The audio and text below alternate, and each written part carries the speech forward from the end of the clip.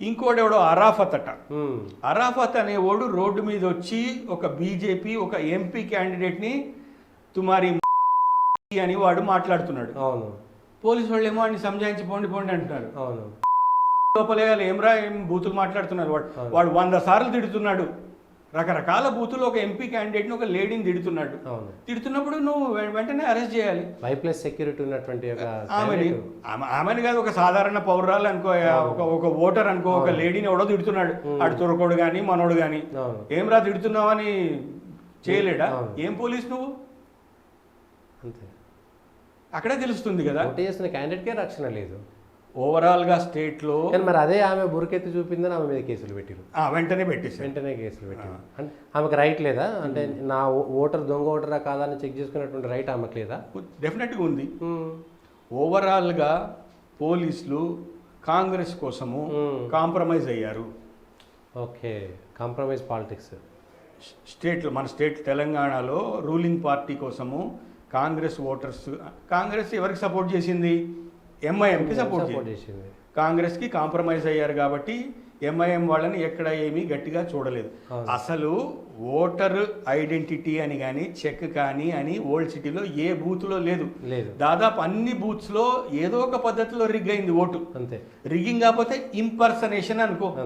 ఒక పర్సన్ బదులు ఇంకో పర్సన్ వేశాడు. చచ్చినోడు పేరిట బతికినోడు వేశాడు.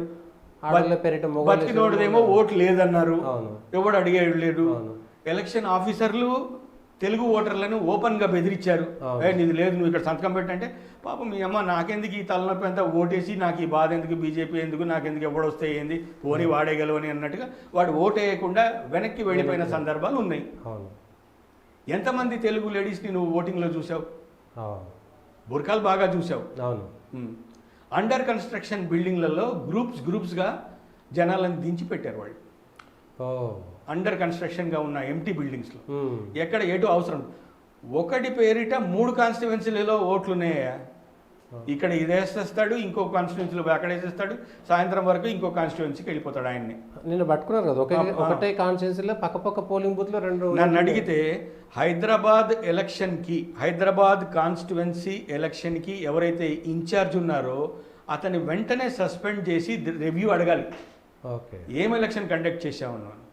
ఇప్పుడు మాధవీలత చెప్పినట్టు పైన ఇల్లు ఉంది, కింద ఎలక్షన్ బూత్ ఉంది. ఆ ఇంటోడు వచ్చి గేట్ పెట్టుకున్నాడు, లోపల రిగ్గింగ్ అయింది, ఫోటో కూడా ఉంది. ఏం లెక్క ఇది? హైదరాబాద్ ఎలక్షన్ కౌంటర్మాండ్ చేయాలి, క్యాన్సిల్ చేయాలి, రద్దు చేయాలి. ఇట్లా కూడా డిమాండ్ చేయొచ్చేమో, మొత్తం ఓట్లను రద్దు చేసి ఫ్రెష్గా మీరు ఎలక్టోరల్ రోడ్లోకి ఎంట్రీ చేసుకోమని డిమాండ్ చేస్తే కొంత మారుతుందేమో. ఫ్రెష్ పోల్ ఆర్డర్ చేయాలంటున్నా నేను. ఇప్పుడు ఫ్యూచర్ ఎన్యూమరేషన్ అదంతా తర్వాత సంగతి 5 ఏళ్లకు చూసుకుందాం. కానీ ఇప్పుడైతే హైదరాబాద్ ఎలక్షన్ రద్దు చేయాలి. ఇప్పుడు మన బీజేపీ వాళ్ళు అసలు దీని మీద ఎక్కడ ఏం మాట్లాడిందే లేదు. ఆమె గొంతు దించుకొని రోజంతా అరిచి అయ్యో ఇట్లా అయిపోయింది అట్లా అయిపోయింది అది ఇది అన్నారు.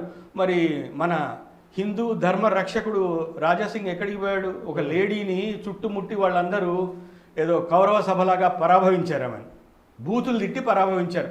ఆల్మోస్ట్ దుర్యోధనులాగా చేశారు. మన హిందూ రక్షకుడు ఎక్కడికి పోయాడు? వెంటనే 5 నిమిషాలలో వచ్చి వాలాల్సింది.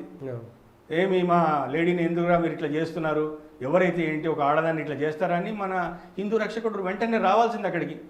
ఇప్పటికి కూడా ఒక స్టేట్మెంట్ లేదు. బీజేపీ వాళ్ళు ఏం రివ్యూ చేశారో ఏంటో తెలియదు. 10 సీట్లు వస్తాయని సంకలు గుద్దుకుంటున్నారు. కానీ హైదరాబాద్ సీట్లో ఏం జరిగింది? అంత బోగస్ అయింది, అంత అయింది. ఆమెను అట్లా ఇన్సల్ట్ చేశారు.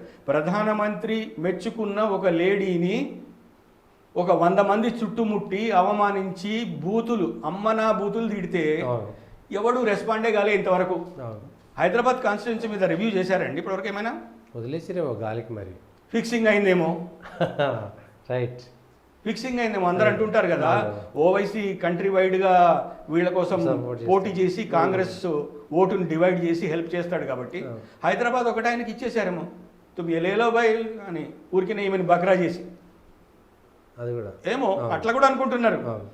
ఆమెను చూతే చేశారు అక్కడ పెట్టి.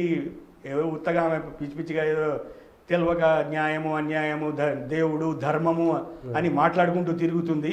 వీళ్ళ పనిలో వీళ్ళు ఉన్నారు అని కూడా అనుకుంటున్నారు. నిజంగా చెప్పాలంటే రాజాసింగ్ లోకల్, ఆయన హీరో, శివాజీ.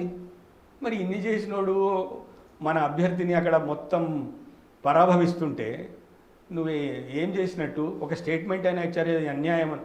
మీ బామర్దులైనా వదిలేసావేమో. అంతే కదా, సాలే బౌనే ఏకీచర్ అయితే అని అంటారు కదా, పైకి అంత అల్లరి చేస్తుంటారు. బాబు బామర్దులు ఒకటే కాబట్టి నువ్వు అక్కడ నేనే, నా గడబడి నాదే, నీ గడబడి నీదే, నువ్వు అక్కడ గెలువు, నేను ఇక్కడ గెలుస్తాను. అందుకే ఎంఐఎం వాళ్ళు కూడా అక్కడ క్యాండిడేట్ పెట్టలేదేమో, కావచ్చు కదా. ఏదైనా ఛాన్స్ అండర్స్టాండింగ్ ఉండొచ్చు కదా.